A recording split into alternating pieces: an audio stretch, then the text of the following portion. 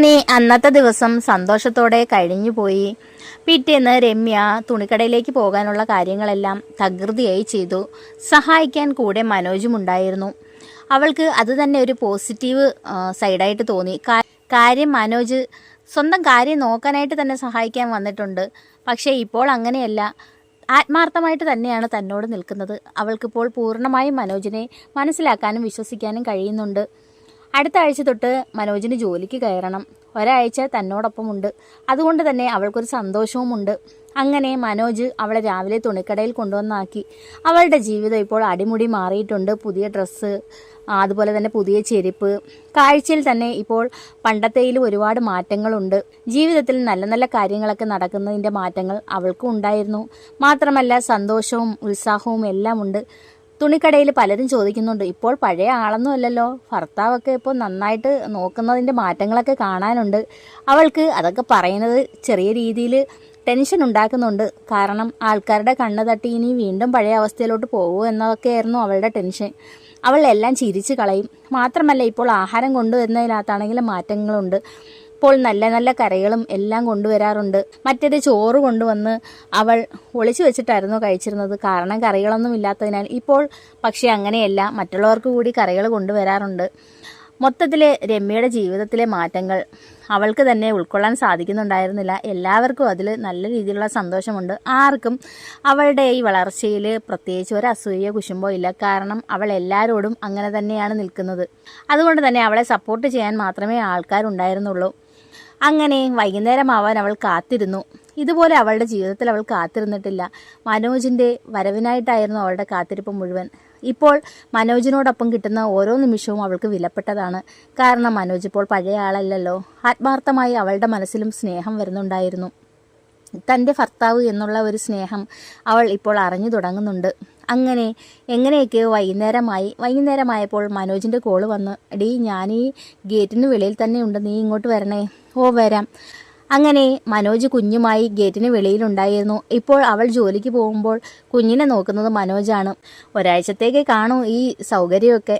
അങ്ങനെ രമ്യ മനോജിൻ്റെ ബൈക്കിൽ കയറി. കുഞ്ഞിനെ അവൾ വാങ്ങിക്കാൻ പോയപ്പോൾ മനോജ് പറഞ്ഞു, കുഴപ്പമില്ല, അവൾ ഫ്രണ്ടിൽ ഇരുന്നോളും, നീ ജോലിയൊക്കെ കഴിഞ്ഞിട്ട് വന്നതല്ലേ, നീ ഇനി വന്ന ഉടനെ കുഞ്ഞിനെ എടുക്കണ്ട.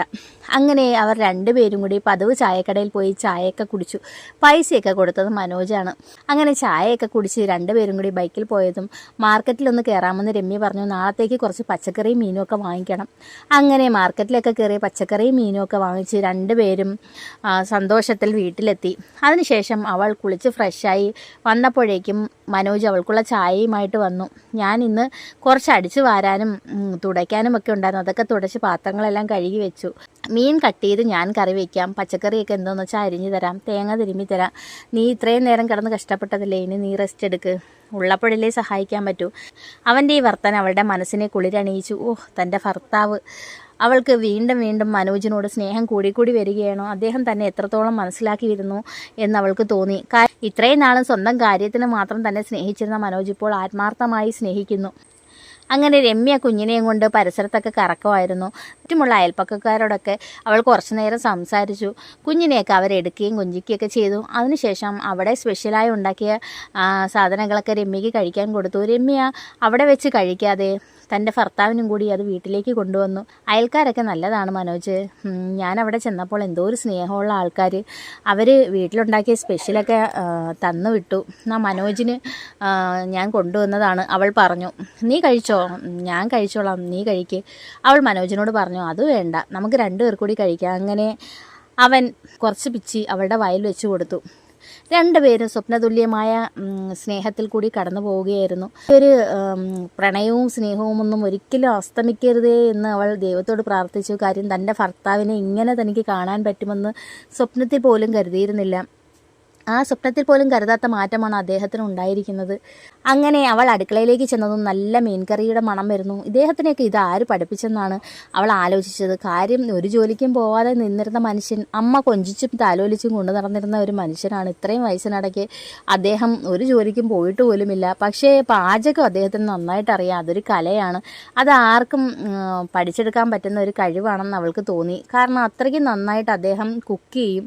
മീൻകറിയുടെയൊക്കെ സ്വാദ് അതിന് താനിനി തലകുത്തി നിന്നാലും കിട്ടുകയില്ല. അത്രയ്ക്ക് നല്ല സ്വാദുള്ള കറി. അവൾക്ക് ആ മണം കേട്ടപ്പോൾ തന്നെ ചോറ് കഴിക്കണമെന്ന് തോന്നി. മനോജ് ചോദിച്ചു, എന്താ നിനക്ക് വിശക്കുന്നുണ്ടോ? എൻ്റെ കറിയുടെ മണം കേട്ടപ്പോൾ നിനക്ക് വിശക്കുന്നുണ്ട് അല്ലേ? ചോറ് തരട്ടെ?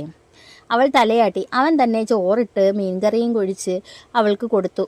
അവൾ അത് ആർത്തിയോടെ കഴിക്കുന്നവൻ നോക്കി നിന്നു. എന്താണ് മനോജ് ഈ കറിയുടെയൊക്കെ പിന്നിലെ രഹസ്യം? എന്തൊരു ടേസ്റ്റാണ്! അതൊക്കെ ഒരു സ്പെഷ്യൽ മസാലക്കൂട്ടുണ്ട്, എനിക്കും കൂടി ഒന്ന് പറഞ്ഞതാ. നല്ല ടേസ്റ്റ്. അവൾ വീണ്ടും വീണ്ടും ചോറ് വാങ്ങിച്ച് കഴിച്ചു. അതിനുശേഷം പാത്രം കഴുകാൻ പോലും മനോജ് സമ്മതിച്ചില്ല. നീ പ്ലേറ്റും ഞെട്ടി, ഞാൻ കഴുകി വെക്കാം, നീ പോയി കയ്യും വായും കഴുകുക.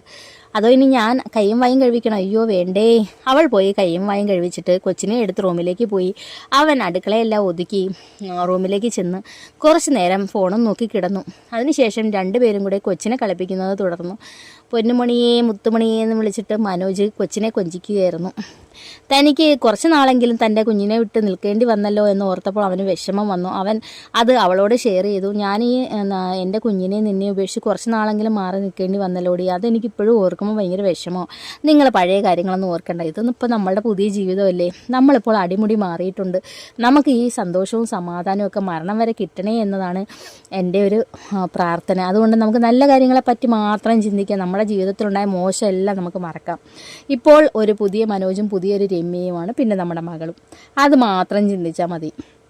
അങ്ങനെ അവർ സന്തോഷത്തോടെ ഓരോ ദിവസവും മുന്നോട്ട് കൊണ്ടുപോകുമ്പോഴാണ് അപ്രതീക്ഷിതമായി അവരുടെ ജീവിതത്തിലേക്ക് ഒരു അപകടം ഉണ്ടാകുന്നത്. അപ്പോൾ നിങ്ങൾക്ക് ഇവിടെ വരെ ഈ സ്റ്റോറി ഇഷ്ടമായെങ്കിൽ ലൈക്ക് ചെയ്യാനും കമൻറ്റ് ചെയ്യാനും സബ്സ്ക്രൈബ് ചെയ്യാനും മറക്കരുത്. അപ്പോൾ ഇതിൻ്റെ അടുത്ത എപ്പിസോഡുമായി ഞാൻ വീണ്ടും വരുന്നതായിരിക്കും.